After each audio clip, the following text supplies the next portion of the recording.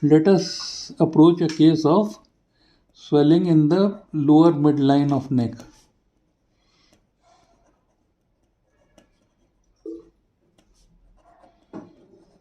Alright, this is how the thyroid presents.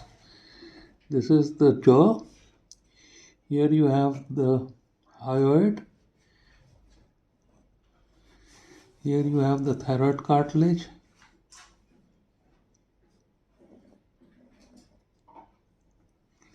Here you have the cricoid cartilage. Okay, and from here onwards you have the trachea. Okay, so this in relation to the second, see this is the first tracheal ring, this is the second to fourth ring of the trachea. Here you have the sternal notch, here you have the articulation of the clavicle, here you have the first rib, and here is the manubrium sterni. Here is your clavicle. Okay, so related to the second and third is the isthmus of the thyroid gland. Is the isthmus of this thyroid gland, and on the side you have the right and the left lobes. All right, behind the thyroid you have 4 parathyroids. Okay, and the first, when you have a swelling in this region, so when you have a swelling in the lower midline of neck, the first question you ask is that is it thyroid? And the answer is it is thyroid. If there is a swelling in the lower midline of neck and it moves up with deglutition and not with protrusion of tongue.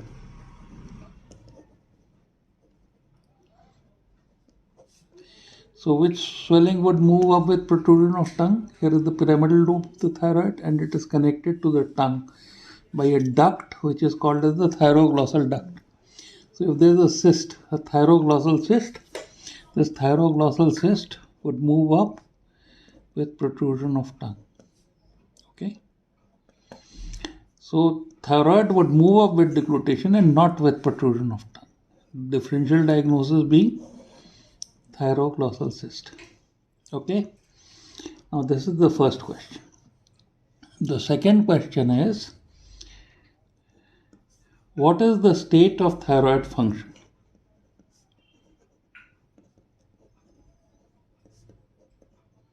Thyroid function.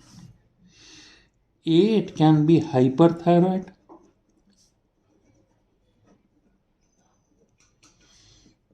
All right. Thin, high temperature, tremulous, tachycardia.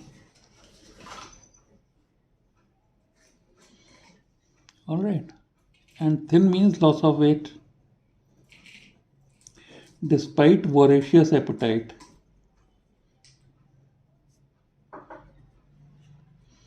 So these are the extraocular signs of hyperthyroid. The second important thing is X of thalamus.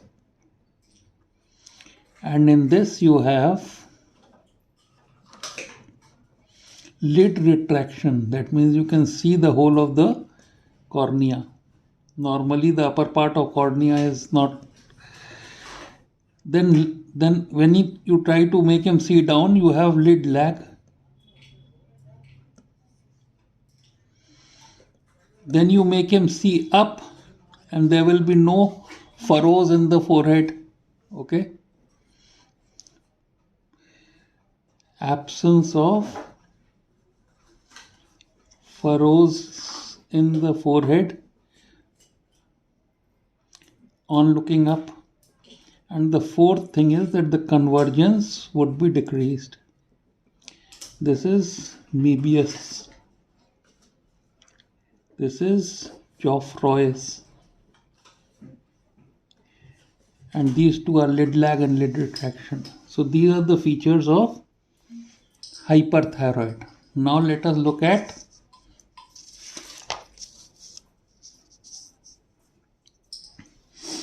hypothyroid. Okay, the hypothyroid means dwarf, retarded, pot belly,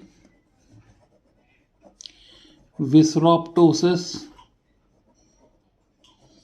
and toad-like skin.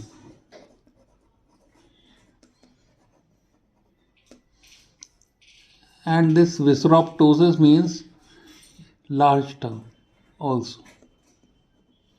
Okay, so this is hypothyroid.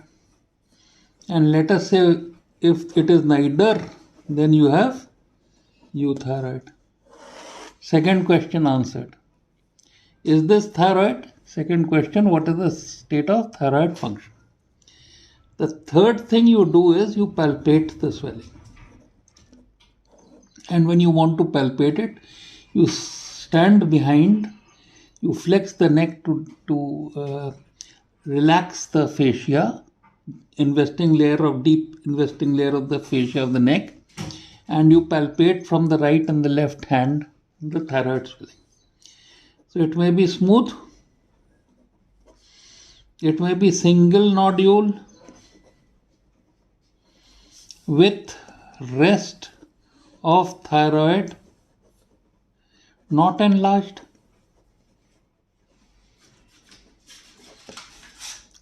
and this nodule can be painless or painful.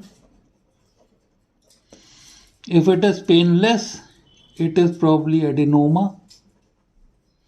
If it is painful, it is thyroid abscess. Okay. Then there can be single nodule, single or multiple nodules with rest of thyroid enlarged. Now this can be with the euthyroid function, which is non-toxic nodular goiter. It can be with hyperthyroid function. This is secondary thyrotoxicosis.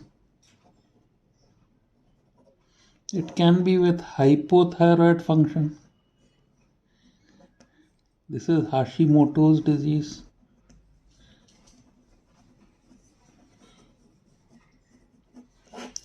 Okay. Is this absolutely clear? Okay. Then you look for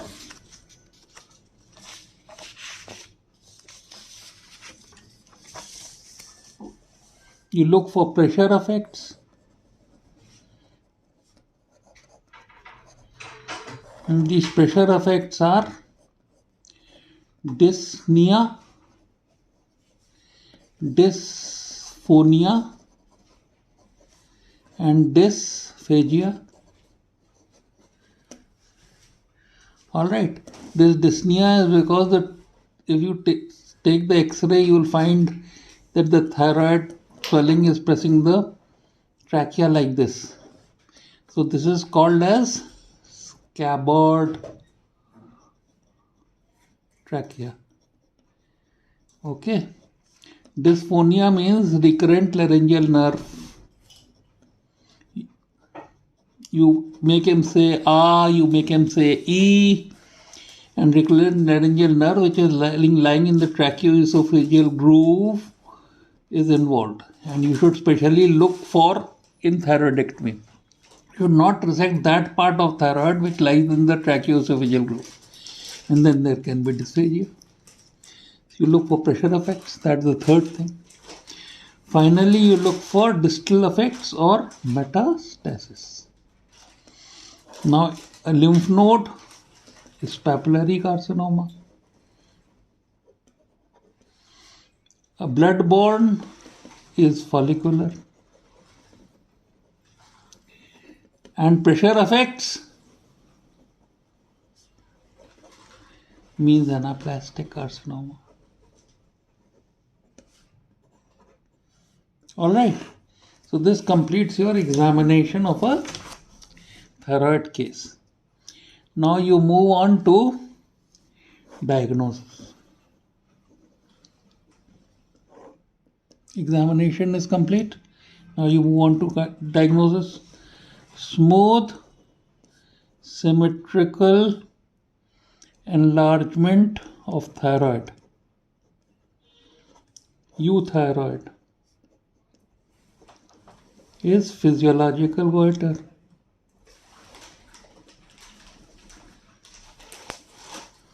Hyperthyroid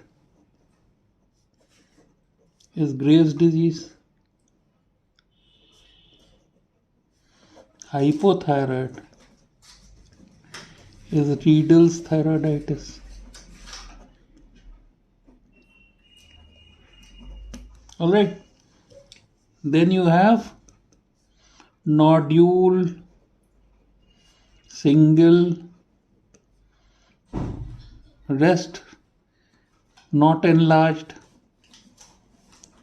okay, painless, adenoma, painful, thyroid abscess. Then you have the third, single or multiple nodules, rest, thyroid enlarged. Again you divide euthyroid, non-toxic nodular goiter, hyperthyroid, secondary thyrotoxicosis, hypothyroid, Hashimoto's disease. Then you look for to combine distant effects.